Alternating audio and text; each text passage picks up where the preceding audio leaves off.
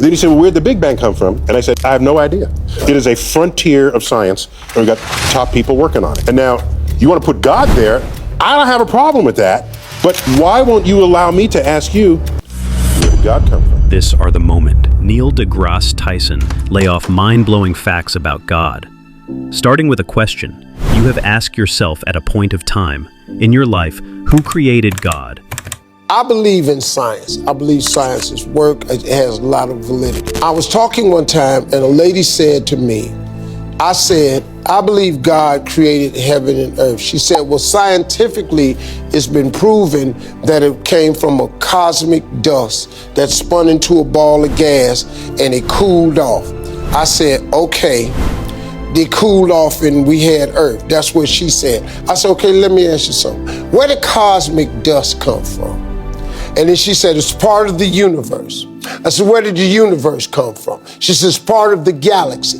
I said, where did the galaxy come from? I'm just trying to get to where something formed something. We can do that. We say, where did dust come from? It came from the cores of stars. And where did that come from? And then ultimately we get to the Big Bang. Mm-hmm. Then he said, well, where did the Big Bang come from? And I said, I have no idea.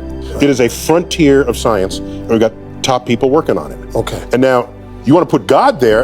I don't have a problem with that, but why won't you allow me to ask you, where did God come from? 4.54 billion years ago is estimated the Earth was formed before time began. Before space and thoughts, was there a beginning for the one who began everything? This question has puzzled philosophers and theologians for centuries. But what if the question itself is the real mystery? Who created God? In the beginning. But wait, what was there before the beginning? Let me ask you one thing. Did the universe create itself, or was it created? Different faiths and religion systems have diverse explanations for the origin and nature of who created him. Everyone is looking for this answer to this question. Who created God is one of the deepest mysteries. In all of the 4,000 religions all over the world, Christians and Muslim both believe in one God. But what happens when we ask, who created God? In Christianity, it says, in the beginning God created the heaven and the earth. But it doesn't mention anything about God's own creation. Before the mountains were born, you are God. We can't apply creation to him. That's like asking, who created time? Muslim perspective. The Arabic word Allah in calligraphy, radiating light with no source. The Quran declares, if Allah needed a creator, he wouldn't be God. Think carefully. If we say someone created God, then we must ask, who created that creator? And who created that one? Our human minds are limited. We think in terms of time and creation, but God exists beyond time. According to the atheist, everything that has a beginning has a cause. Why not God? In the atheist's view, there was clearly no God to act as first cause. The Big Bang, they say, produced the universe all by itself. But wait, the Big Bang happened 13.8 billion years ago. The question may be unanswerable. If God exists beyond time, asking who created him could be nonsensical. The more we understand, the more we realize how much we do not. Maybe that's the point. Maybe the mind is not meant to understand the Creator. Next. If you're in a plane at 5,000 feet and the wings break off and it falls, okay? If you are on a religion where you are sure it's the one true religion, which of course is the thinking in practically every religion, that they are the one true religion. Right. So let's take Christianity, because we're in the United States here, and it's a common religion.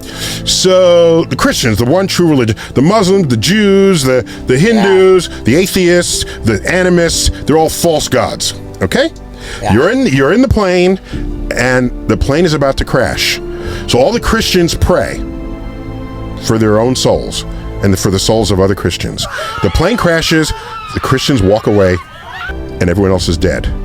Oh my gosh! That's some remarkable evidence that prayer works, that Christianity is the one true religion, that the other ones are false. But when planes fall from 5,000 feet, everyone dies. There's plenty of ways I can think of having evidence that your God is the one true God, and it does not exist. My religion is better than your religion. This is not what I think. This is what a lot of people think and believe. One true religion for thousands of years. Which religion is the true one? Billions of people believe in Christianity, Islam, and others religions, each claiming to hold the ultimate truth. But can they all be right? Or is there only one correct path to God, or none at all? Scientists demands evidence, but religion asks for faith. Can we prove which religion is true? Near-death experiences, miracles, and prayer studies are fascinating, but none can decisively prove one religion over another. According to philosophers, if God wanted to prove one true religion, why is there so much mystery? The truth was a mirror in the hands of God. It fell and broke into pieces. Everybody took a piece and thought they had the truth. No religion owns God. The correct religion, mighty be the one that leads you to live with love, wisdom, and humanity, whether that is through Christ, Allah, or simply the mystery of existence. If you needed more reasons to think that Columbus was a dick, In 1492, 3 ships crossed an ocean and landed in a world that had already existed for thousands of years. Christopher Columbus, an Italian sailor under the Spanish flag, was searching for a shortcut to Asia, but what he found instead was the Caribbean, a land teeming with life, color, and people. They offered food, kindness, and curiosity. They had no weapons, no desire for war. In his journals, Columbus called them noble savages, gentle and easily controlled. He wrote of gold, of glory, and of God. But behind his dream of discovery was a darker ambition. Columbus saw the Taino as potential slaves. He kidnapped dozens, forcing them to guide him to gold. When they resisted, violence erupted. Within 60 years, over 90% of the Taino population died from disease, slavery, and war. Columbus was once called a hero. Today, many see him differently, as a symbol of colonization and of a history written with one voice. History cannot be changed, but it can be told honestly, because the true story of the New World didn't begin with Columbus. It began long before he arrived. What do you think? Was Columbus a hero or a villain? Drop your thoughts in the comments.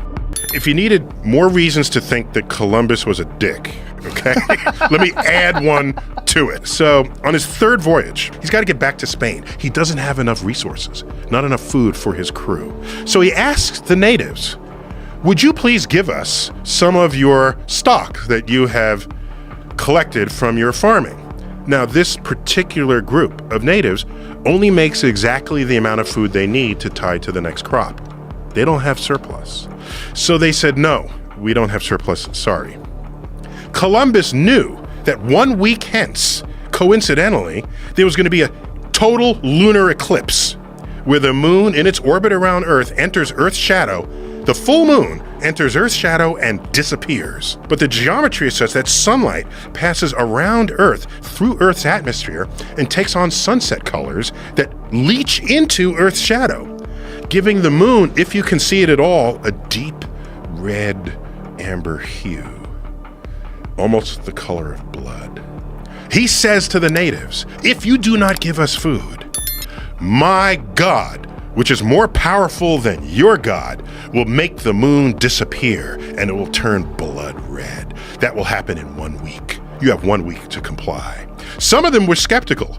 What? You can't, what? Others said, shit, we gotta do what this guy says. Look at the ships they came in, their guns, their power, their culture. Look what they've got. Right on cue, the moon begins to disappear. And within seconds of this beginning, they bring him all the resources he wants, and he gets. And we don't know what happened, back at the island, whether the people survived the winter. Make sure to subscribe and turn on notifications so you can watch more videos like this. Thanks for watching.